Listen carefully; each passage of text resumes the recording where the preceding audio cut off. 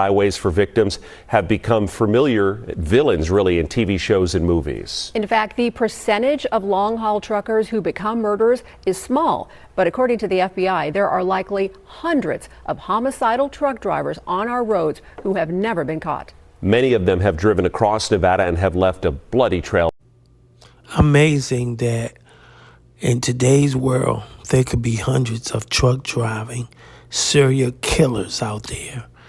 And God bless all the families that's been hurt by missing women and men. Damn.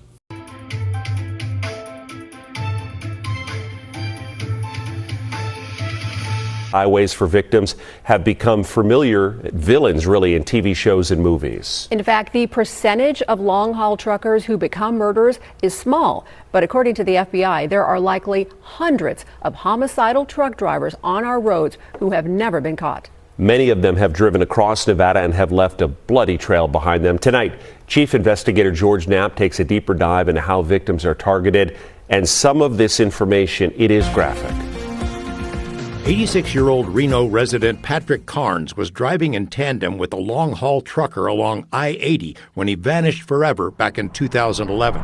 His car was found in the same out-of-the-way field where 62-year-old Judith Casita's vehicle was found 5 years earlier. She, too, was never seen again. Nevada lawmen came to suspect that a serial killer trucker, possibly two, were picking off victims along I-80. And this was actually where the vehicle was. And I've seen some gruesome things in 25 years as an FBI agent, really gory crime scenes. Former FBI Assistant Director Frank Figluzzi says the two missing Nevadans are not typical targets for serial killer truckers. Most of the known victims are younger women, either sex workers or hitchhikers. Figluzzi learned about the killers and their most likely victims by digging into a bureau program called the Highway Serial Killings Initiative, established in 2009, and learned even more by riding shotgun with truckers over thousands of miles, research that produced his best-selling book, Long Haul.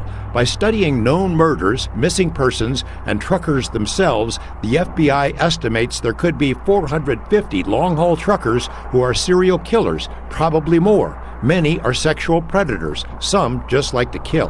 One indeed likes to control the outcome and loves the power and will prolong torture, rape, and other horrors. But the other one, George, the other kind of serial killer, simply wants to kill. He enjoys that power of life and death, and he kills quickly. He's killing because he's lonely? The specter of a mass murderer rumbling down the highway in a multi-ton traveling crime scene has been used in several TV shows and in movies, including the thriller Suspect Zero. But sometimes it spills out too close to home.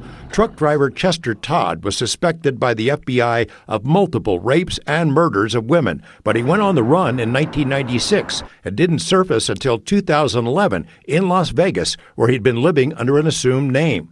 Another serial killer truck driver, Wayne Allen Ford, had a severed breast in his pocket when he turned himself in to California police in 1998. He admitted to 4 murders. 3 of his victims had been dismembered. The body of one victim, 26-year-old Tina Gibbs of Las Vegas, was found in Northern California, not far from Ford's home.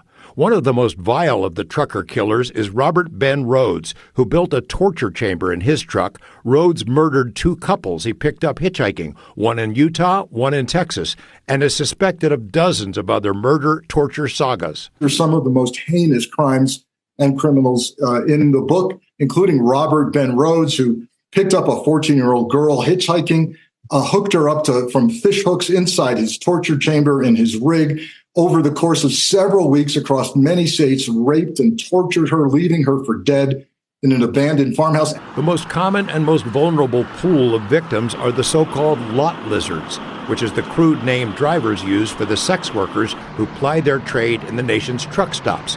Figluzzi met and interviewed many of them for his book, including a few who survived their attacks, and knows that educating these women about the dangers is tough.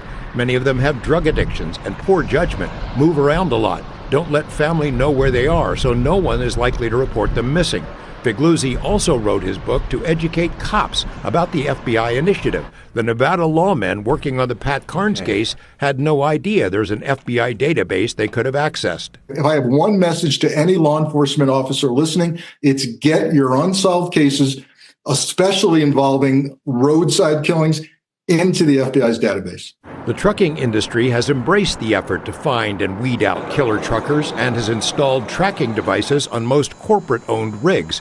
But Pugliese notes some drivers have learned how to skirt those precautions, and he says there are hundreds of thousands of independent truckers who drive their own rigs and are not being monitored as they cruise along those long stretches of dark and empty highways. George Knapp, 8 News Now. Disturbing stuff. We put more information on the highway serial killer database on our website. You can also find part 1 of. Crucial reminder here, help is available if you or anyone you know is a victim of domestic violence. You can call the phone number there on your screen or simply text the word START to 88788.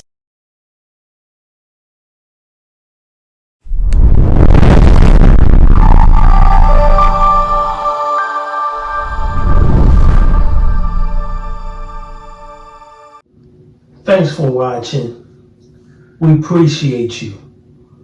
Please subscribe.